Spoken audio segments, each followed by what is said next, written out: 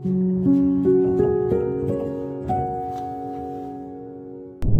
halo semuanya. Lo semua lagi dengerin gue, Giri Ardian. Gimana kabarnya hari ini? Podcast ini tuh direcord di 100 hari sebelum menuju tahun 2022. Gimana resolusinya sejauh ini? Gue harap udah banyak yang tercapai, meskipun gak semuanya, mungkin masih ada waktu lah untuk ngejar. Tapi kalau misalnya juga banyak yang berantakan karena situasi yang gak bisa dikontrol juga gak masalah. Itu ada di luar kendali kita fokus aja sama apa yang bisa kita kendaliin, supaya bisa jadi, ya meringankan lah apa yang selama ini kita rasa berat gitu. Jadi bisa lebih nyaman, lebih enak juga buat dilaluin gitu.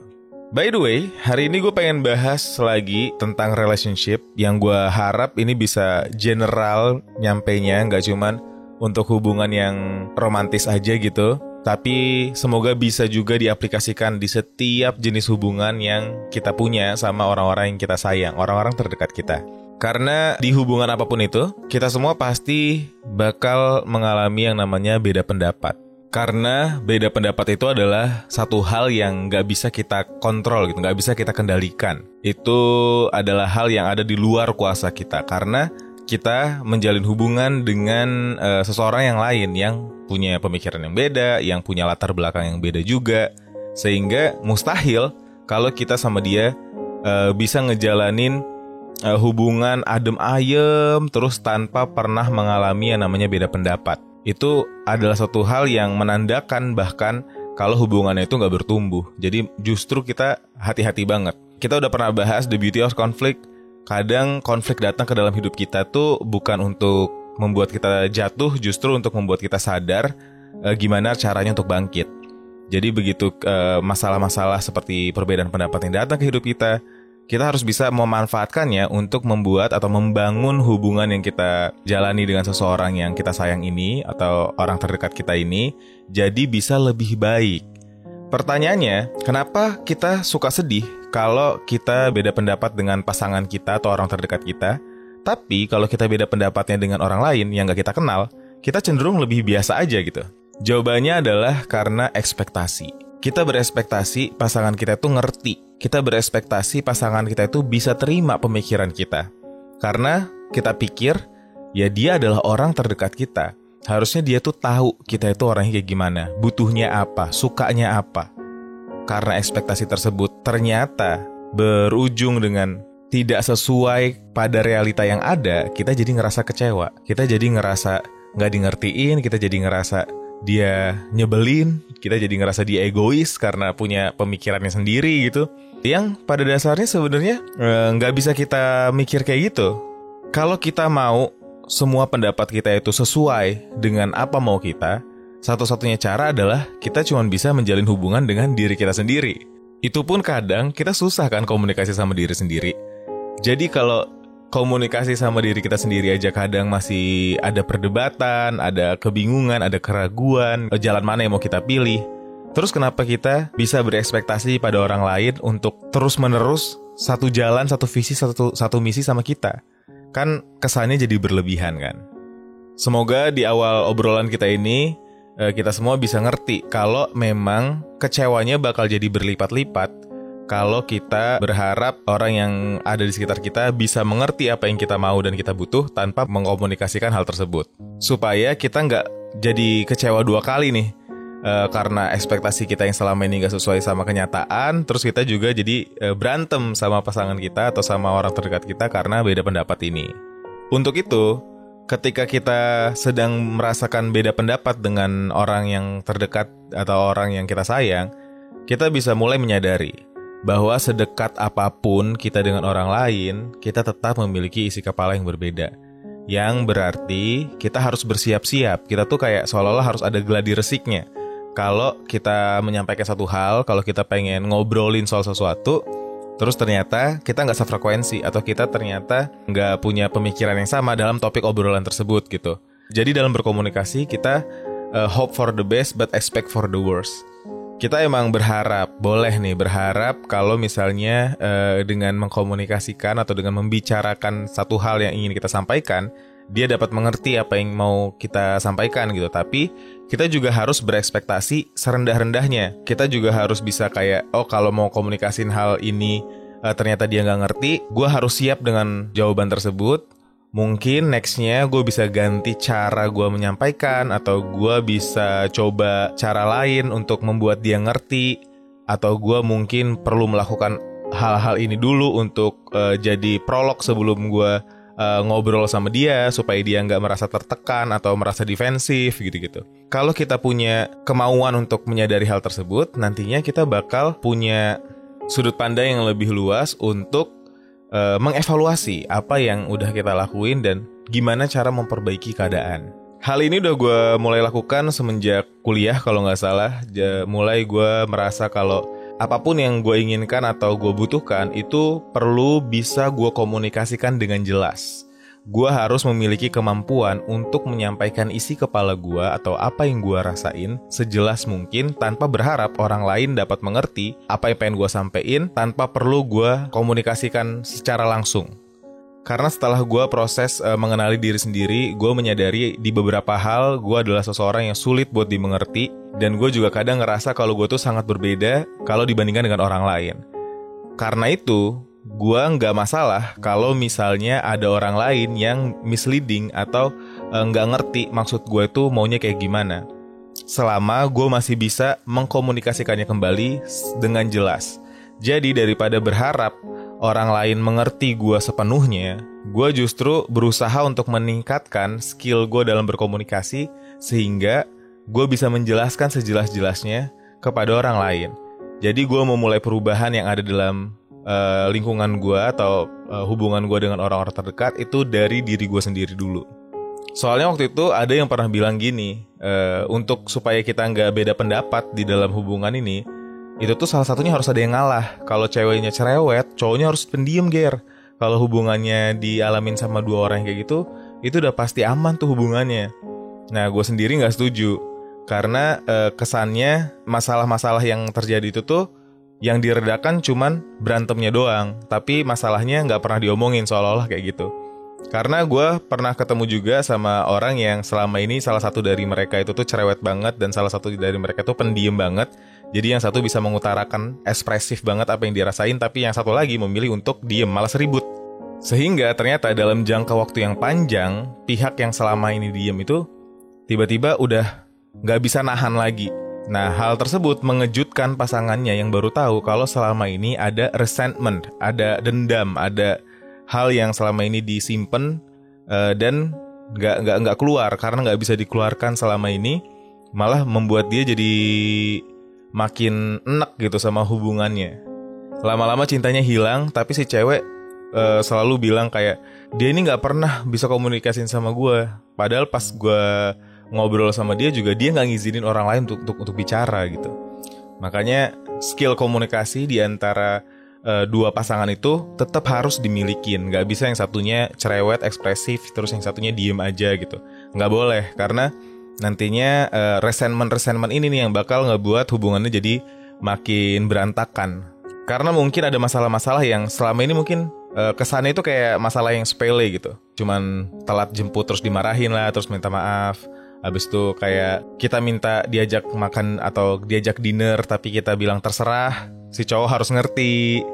Hal-hal kayak gitu kan sebenarnya kita pikir sepele kan, tapi nyebelin karena terkesan sepele, gak pernah dibicarain. Terus kemudian di kemudian hari cowoknya nemu cewek yang gak kayak gitu misalnya. Jadinya kan ada perbandingan, terus jadi ngebuat hubungan jadi gak ada yang dibangun gitu dalam hubungan itu. Jadi bahaya banget. Oleh karena itu perbedaan pendapat harus sebisa mungkin keduanya memiliki kemampuan untuk mengkomunikasikan, memiliki empati untuk berbicara dan mendengarkan. Orang tuh sering misleading kalau komunikasi itu berarti harus berbicara terus-menerus. Sedangkan di dalam proses komunikasi itu ada yang lagi inferior dan yang lagi superior gitu. Yang ada yang pihak mendengarkan dan ada yang pihak berbicara. Dan seringkali untuk dapat komunikasi dua arah itu harus berbalikan. Kalau misalnya selama ini komunikasinya cuma terjalin satu arah doang, hubungannya bisa bahaya banget. Karena kita nggak bisa ngelihat sudut pandang yang lebih luas dari pihak yang selama ini inferior atau pihak yang selama ini mendengarkan. Untuk itu, untuk mengatasi perbedaan pendapat, kita harus punya empati, rasa kasih sayang yang begitu dalam untuk mendengarkan. Kita put ourselves in their shoes gitu, ngerasain, dengerin gimana ya kira-kira rasanya kalau jadi dia ngadepin kita gitu. Dengan begitu, kita bisa nggak cuman ngelihatnya dari sudut pandang kita aja, nggak egois, nggak selfish, cuman dari apa yang kita mau gitu. Karena bisa jadi ketika kita mendengarkan pendapat dia gitu, kita bisa menemukan win-win solution yang ini berguna buat kita atau ini baik buat kita, juga bisa baik buat dia. Jadi nggak baiknya buat kita doang gitu. Nah, dalam proses ini tuh kita harus memiliki kemampuan untuk selalu mengingatkan kalau kedua belah pihak, kita dan dia gitu misalnya, ada di sebuah tim yang sama. Jadi kita itu sedang fighting for others, bukan fighting to each others. Jadi kita sedang berusaha untuk menyelesaikan masalah yang kita hadapin, bukan menunjuk siapa yang salah dan membuat orang terdekat kita merasa dipojokin, disalahin, cuman karena masalah yang lagi kita hadapin. Jadi masalah ini bukan masalah dia, bukan masalah kamu, tapi masalah bareng-bareng. Kita ada di tim yang sama dan masalah ada di sudut pandang yang ketiga gitu, orang ketiga yang perlu kita sama-sama taklukin, yang perlu sama-sama kita kalahin. Jadi harus ada solusi yang bisa kita berdua ciptakan sebagai tim yang sama untuk mengalahkan masalah yang sedang kita hadapin. Solusinya gimana nih? Kalau dari kamu maunya gimana? Kalau dari aku maunya gimana? Dengan mendengarkan itu membuat komunikasi yang terjalin gak cuma satu arah. Karena selama ini ketika mendengar kata ya komunikasiin dong, kita selama ini sering nganggepnya komunikasi itu adalah membicarakan, ya diomongin dong. Padahal dalam proses komunikasi juga ada proses mendengarkan. Itu yang perlu kita ingat-ingat lagi gitu. Karena dalam sebuah hubungan kan kita juga perlu untuk membangun sesuatu. Kalau nggak ada konflik, kalau nggak pernah ada perbedaan pendapat, juga kita nggak bisa tahu nih satu sama lain yang dirasa itu kayak gimana. Yang bisa jadi malah memperlambat proses dari terbangunnya hubungan yang sehat. Makanya jangan melihat perbedaan pendapat ini sebagai suatu hal yang perlu dihindarin atau sesuatu hal yang jadi cikal bakal ngebuat hubungannya jadi berantem dan pisah gitu. Tapi kita harus bisa memanfaatkannya untuk mencapai tujuan kita, tahu satu sama lain, ngelihat apakah kita benar-benar cocok sama dia atau enggak, supaya kedepannya tujuannya jadi lebih mudah dicapai.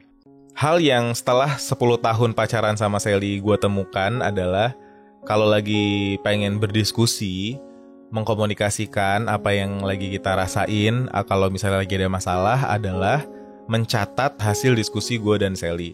Kalau misalnya waktu kita mau mulai ngobrol soal masalah yang dihadapin, gue bakal mulai, oke, apa yang kamu rasain? Terus gue bakal tulis apa yang Sally rasain. Dia ngerasa kalau misalnya dikecewain atau dia ngerasa pernah tidak diprioritaskan atau apa segala macam gitu. Gue bakal tulis semua perasaan dia. Terus gue juga balik nanya, atau gue minta Sally nanya kalau apa nih yang gue rasain. Terus gue menjelaskan apa yang gue rasain dan lain sebagainya. Terus dari apa yang udah disampaikan Sally, gue menanggapi, oh kamu kalau ngerasa kayak gitu, ini adalah penjelasan dari aku.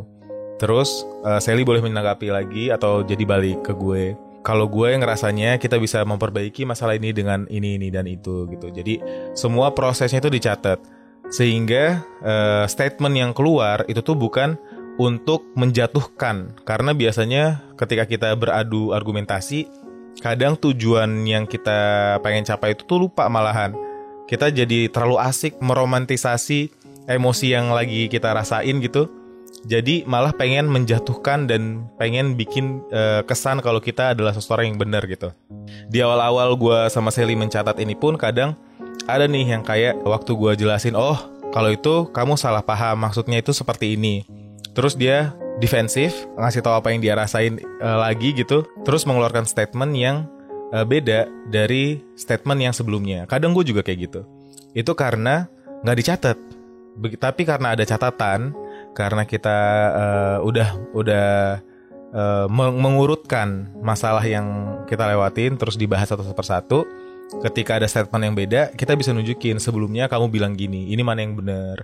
Jadi lebih enak lah, jadi bisa lebih runut gitu untuk menyelesaikan masalah tersebut.